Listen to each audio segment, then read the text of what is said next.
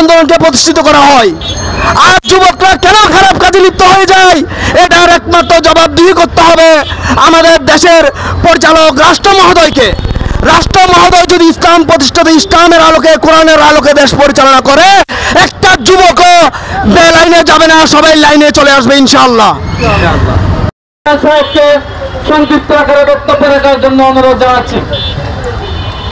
আসসালামু আলাইকুম ওয়া রাহমাতুল্লাহি ওয়া বারাকাতুহু।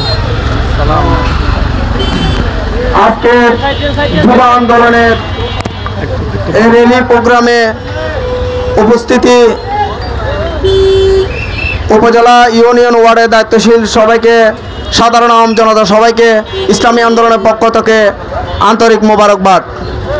আসলে আমাদের মূল মাকসাদ নয় জনগণকে কষ্ট দেওয়া, আমাদের উদ্দেশ্য হচ্ছে শুধু ইসলাম প্রতিষ্ঠিত করা।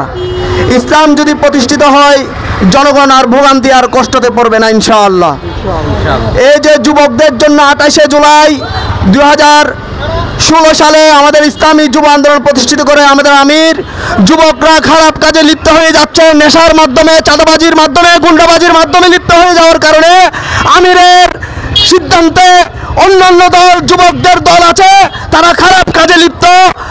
সেই কারণে খারাপদেরকে ভালো পথে আনার জন্য ইসলামী যুব আন্দোলন প্রতিষ্ঠিত করা হয় 28শে জুলাই 2016-তে।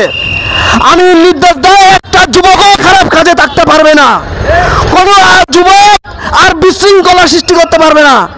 এই সিদ্ধান্তে ইসলামী যুব আন্দোলনকে প্রতিষ্ঠিত করা হয়। আর যুবকরা কেন খারাপ কাজে লিপ্ত হয়ে যায়, এটার একমাত্র জবাবদিহি করতে হবে আমাদের দেশের পরিচালক রাষ্ট্র মহোদয়কে। রাষ্ট্র মহোদয় যদি ইসলাম প্রতিষ্ঠিত, ইসলামের আলোকে, কোরআনের আলোকে দেশ পরিচালনা করে, একটা যুবকও বেলাইনে যাবে না, সবাই লাইনে চলে আসবে ইনশাআল্লাহ। আজকে যুবকরা সব খারাপ কাজে লিপ্ত হয়ে যাচ্ছে, এটার দায়ভার করতে হবে রাষ্ট্রপ্রধানকে।